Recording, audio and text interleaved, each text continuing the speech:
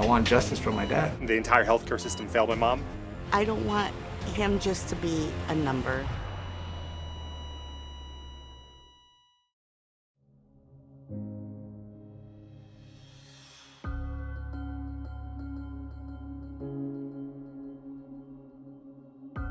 We all pushed him, we all kept telling him, Dad, like, you know a little bit of English, like, you can do this.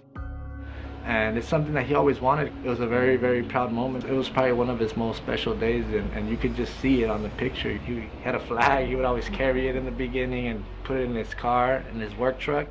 My dad's name is Antonio. Everything that I have is thanks to him.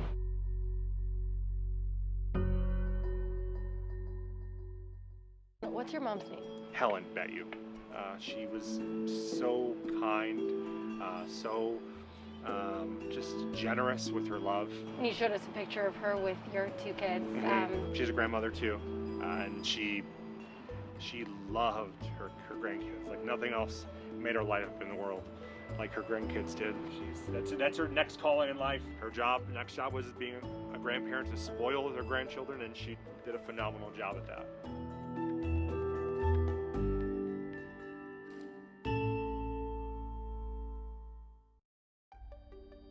My husband's name is William. We met 14 years ago. The timing just wasn't right. And then here we are 14 years later, and on June 1st last year, we both, why, I don't know, started looking for each other the same day. I started screaming. I thought like I was a teenager again. I was, jumping and screaming, it's him, it's him. The spur of the moment, we got married. I looked at my phone and it popped up 1 year ago today. And it's my favorite picture. What had happened was I was at a support group meeting and William had called and he said, I'm sick, I'm sweating, I'm freezing, and I don't feel good, I need to go to urgent care. And I told him, I hope you don't have COVID.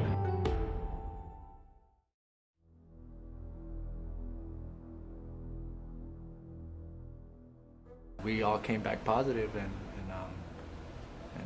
yeah. First it was my mom, because my mom does have diabetes. We were really scared with her. It was really scary to see my mom go through that. We were very concerned for her. We would never think that my dad would get like that. We have it's like a full circle that'll go around the neighborhood, and it's 3 miles. He would walk that every day. He would always watch his health, always carried his Fitbit with him. He drank all types of like those green juices. He was a very, very healthy individual. So they got tested July 1st. My dad got his results back in about 5 days. And because I called him every day, hey, did you get your results back? Hey, how are you feeling? Do you have any of these symptoms? Just being a concerned, son. My dad got his results back about 5 days later, and my mom, no results back yet. No results back yet. Every day I'd call in. Start to finish, the Arizona healthcare system has failed my mother completely. Hold them accountable for what they're doing.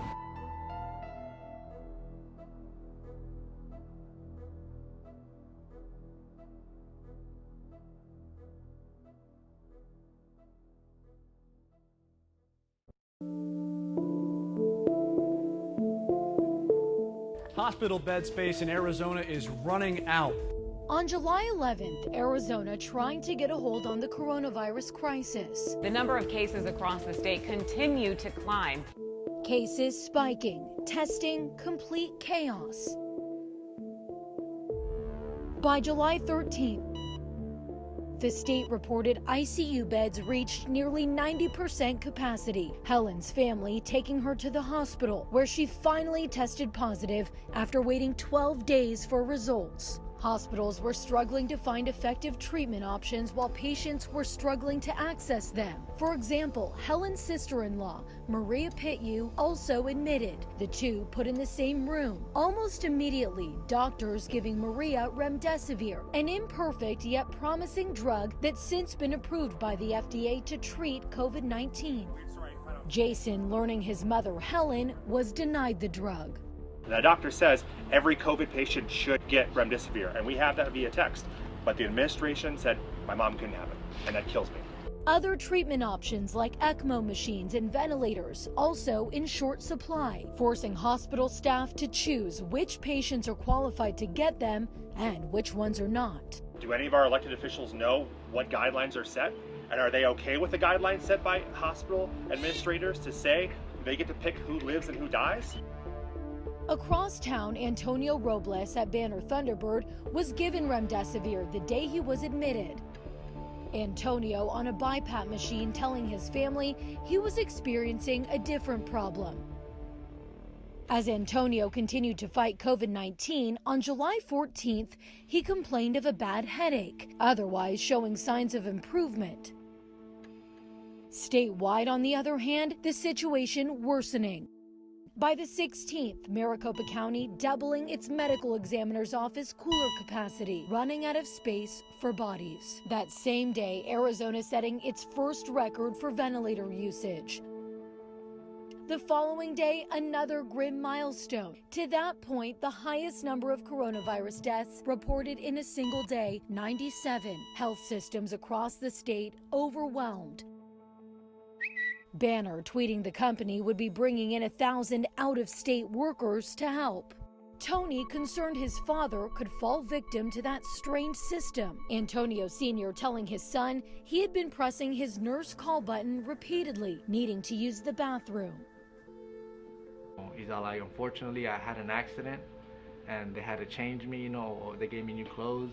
And I'm like, you had an accident? What do you mean, So I called him and I was very upset, like, hey, how does this happen? He keeps telling me he presses the button, but you guys are not going, He began to record his family's phone calls with hospital employees. I know it's hard for them to come right away, just because, again, there's just so many patients, but they should be coming within a reasonable amount of time. Exactly, yeah, and I was, an hour is a little bit not reasonable, or even 30 minutes, I understand. Yes. Despite the stress, Antonio's team of healthcare workers optimistic. And I'm hoping we can get him home, if we can get him completely off the oxygen, maybe by Wednesday or Thursday.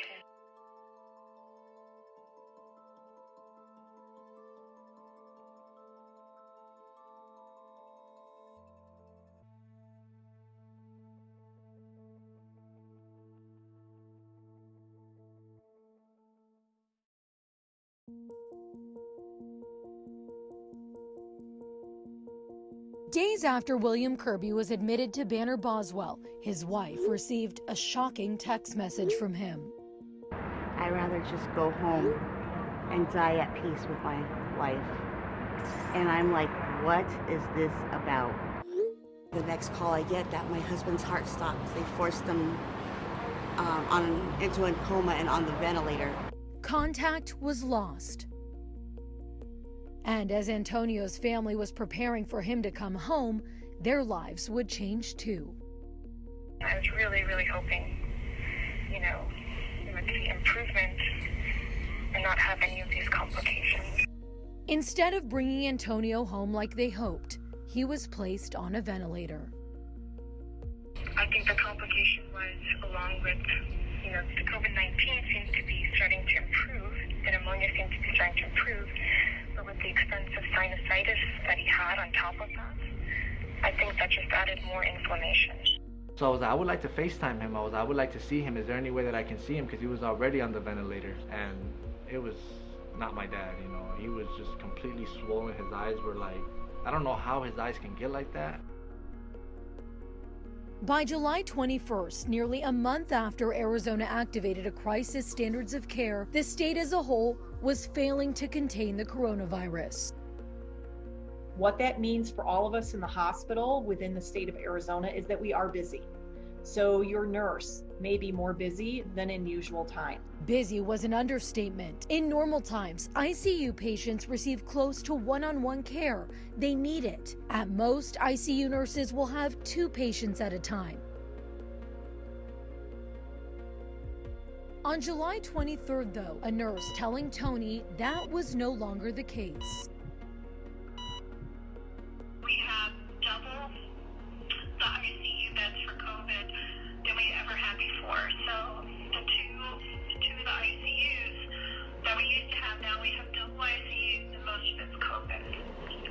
So these nurses are taking care of 3 and 4 patients, but they have a nurse from another department assisting them. Staff at Banner overworked and overwhelmed. It's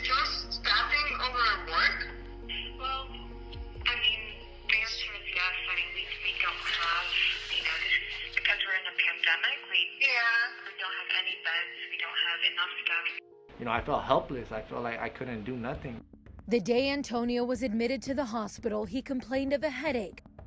On July 14th, medical records show Antonio again complained of a global headache. He was given Tylenol, which didn't relieve the pain. 12 News brought Antonio's medical records to an independent nurse. She believes red flags were missed. The hospital would probably say is that they were overwhelmed with COVID patients at that time. Day after day, Antonio continuing to complain about severe headaches. On July 19th, a CT scan was done, uncovering fluid within the right frontal sinus. 2 days later, an MRI, revealing COVID-19 was no longer Antonio's biggest concern. And I just feel like with him complaining of that headache, that they should have scanned him much sooner, and they potentially would have found that he had this sinusitis. Banner Health declined to comment for this story, citing patient privacy laws. Hospital analysts have warned shortages were long in the making. According to a 2019 Banner Health financial report, the company reduced its full-time employees per bed by 2.1% compared to the year prior. And Bureau and Labor Statistics data shows in April a sharp drop-off in healthcare staffing statewide, correlating with furloughs across the industry. 12 News emailed Banner Health 5 times, asking which employees were furloughed and for how long, but those emails were ignored. When you're overwhelmed with the number of tasks that you have to do because you're managing more patients who are all critically ill, it's a very difficult environment. Dr. Ashwin Vasan of Columbia University spoke with 12 News in September. Intensive care is called intensive care for a reason, because it requires a level of engagement and intensity and constant contact that only really ICU nurses and physicians are able to provide. I mean, those folks are heroes. Vasan, who was on the front lines of the pandemic in New York City, was concerned by the summer surge in trends in Arizona. To not be able to equip them with the necessary space and capacity and staffing and protective equipment is a tragedy. And of course, as a result, things fall through the cracks. Back in Arizona, 2 days after Antonio was put on a ventilator, Jason Betyu got a similar call. His mother, Helen, at Abrazo Arrowhead would need a ventilator too.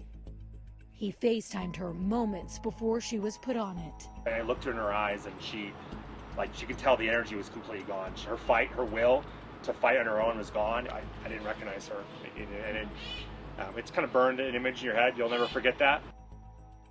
William, Antonio, and Helen all on ventilators. All of their families left on the outside.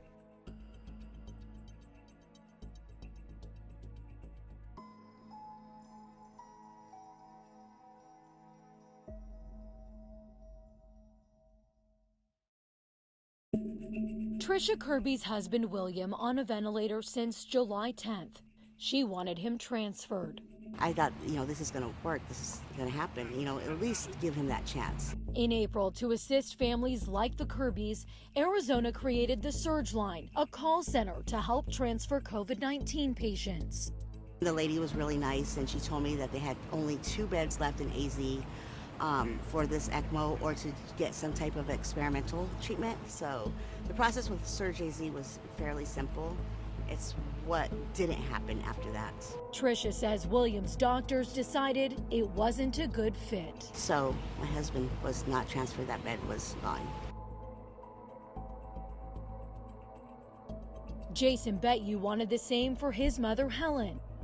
I felt like my mom would have the cards absolutely stacked against her. Nobody wanted to take her on, and it killed me, because you have this life-saving treatment, potentially, however risky it is, which, as a family, we communicated multiple times. We were okay with the risk, because we knew not taking the risk would lead to where we are today. So, and no other doctor would take her. The Arizona Surge Line has received 5,716 calls as of January 3rd. 4,800 resulted in transfers. They said that I would have to call a different hospital and try to get him to move. So I called another hospital. They said that unfortunately, because he was a COVID patient, that they can't do that. On July 25th, A nurse telling Tony it was his last chance to come say goodbye to his dad. I don't know if you're aware, during this coronavirus where we're not doing visitors when we are concerned that a patient could pass, we are allowing one visitor to come for 1 hour. So I don't know if you were interested in getting up and coming in case this is it, but that is something that is an option at this point. He's just headed in the wrong direction, and that is why I wanted to reach out to you. Yeah, you know, my dad's a strong man, and I know he's gonna pull through this. Later that day, Antonio Sr. passed away. You know, like I said, you know, he meant a lot to us. He meant a lot to us because he was a hardworking man. He did everything right. It affects us every day just because, you know, we can't call him no more. We can't spend time, eat together like we used to. He was a very, very family-centered man, you know. Nothing can bring my dad back now, you know. I talked to my husband and I told him, if you need to go, please go. You know, it's gonna hurt. I'll get through it. And tears were coming down. I have pictures. People say that they can hear. He heard, because there wasn't tears prior to that. Every morning I wake up and there's no more good mornings. There's no more good morning kisses. I love yous. My dad is pretty broken. 42 years with the love of his life. On August 26th, Helen Bettu lost her battle with COVID-19. I'm broken. Like I'm heartbroken. With that, I'm heartbroken for her. I think it's important that people know about her experience. She wouldn't want someone to go through what she did. As these families tried to cope with unimaginable loss, there was hope on the horizon. Arizona's cases declining for the first time in months. But it wouldn't last for long. At the end of October, Banner Health issuing yet another dire warning. COVID-19 is surging once again. Most of us feel like we've been screaming into the wind or tilting at windmills about this, so to speak, for months and months and months, being unheard. And when it is heard, it's usually too late. Dr. Brad Dreyfus is the co-founder and CEO of Healthcare Worker Hosted, an organization created to provide support to healthcare workers on the front lines of the COVID-19 fight. He says he and his colleagues are physically and mentally exhausted. Demoralizing is the word that comes to mind, and it's on the front of my mind when you have an increase in patient load, and these are sick patients that take a lot of time, resuscitations that last hours, because that changes the standard of care. And when you are only able to provide a level of care that is a fraction of what it was previously, that contributes to the moral injury, or the potential for medical errors go up significantly. For that reason, the state and federal governments enacting policies to protect healthcare workers from liability if mistakes are made. In the fall, Dr. Dreyfus raised his concerns about what he described as a lack of preparation moving into the winter months. We are going to get overwhelmed, so our hospitals are going to get full. So the confidence isn't there. So we're not even walking into battle with the confidence that we're gonna be able to weather this. What is the biggest issue that's keeping you up at night right now when it comes to the pandemic? I am concerned about Thanksgiving. I anticipate, we're seeing increased cases. We know that the high demographic is going to come back and have dinner, and we anticipate seeing a significant increase 10 to 14 days after Thanksgiving. 12 News sitting down with Arizona's State Health Director Dr. Kara Christ in November, asking the department what they learned from the summer surge. What is the state doing to make sure that our healthcare workers are protected and that staffing levels are where they need to be? At the end of July, beginning of August, we provided them with 6 weeks of additional staffing so that their frontline workers could get a break. They could develop staffing plans knowing that a potential surge was coming during flu season. We've partnered with the Arizona Medical Association to provide counseling to our healthcare providers because we know that this has been traumatic. Despite those efforts, the pandemic in Arizona worsened. Despite pleas from state hospital leaders, Governor Doug Ducey declined to implement more mitigation measures. I'm saying we're doing everything we can to be as effective as possible. Everybody, everywhere, in every state, in every county, is going through this. I'm doing what I believe, with the guidance and counsel of the smartest people in the state, in the country, is the best plan for Arizona. And that's what I'm going to continue to do. A vaccine was approved by the FDA in December, but the state, most notably Maricopa County, has had a slow rollout. Everyone in public health agrees. We don't believe that vaccine sitting in a freezer does anybody good. Cases and deaths increasing by the day, coming to a head on January 3rd, when 17,200 cases were reported. On January 6th, Dr. Chris' first media availability of the new year, as Arizona had the worst COVID infection rate of anywhere in the United States and among the worst in the world, she refused to answer questions. The state's silence coming as state hospital leaders spoke out. At Valleywise, 0 ICU beds available, forced to hold coronavirus patients in the emergency room. We've never seen anything like this. I've never personally seen anything like this in all the years that I've been as part of healthcare and delivering healthcare around this. The number of critically ill patients that we're seeing, the continued spread of this pandemic is something that majority of people that are practicing medicine in the United States have not experienced before. The next day, on January 7th, 297 more lives lost. The rising death toll, exactly what health officials were afraid of. These decisions and circumstances are inevitable, and they're the result of us allowing cases to overwhelm our hospitals. And at this point, again, there's no way to fix it in the short term without getting the case counts down so our hospitals can once again manage the patients within their capacity constraints. And those constraints, this crisis in care, is impacting real families, contributing to loss of life. If we truly understand what we're saying at the top level is really what's happening on the ground, great. But it sounds like these are all just talking points to spin whatever narrative they're trying to spin to make this feel like it's back to normal. I just want clarity, so I can just leave this behind. I don't want family members to go through this, and I just, I hope that we can all stand up and hold them accountable for what they're doing. I don't want him just to be a number.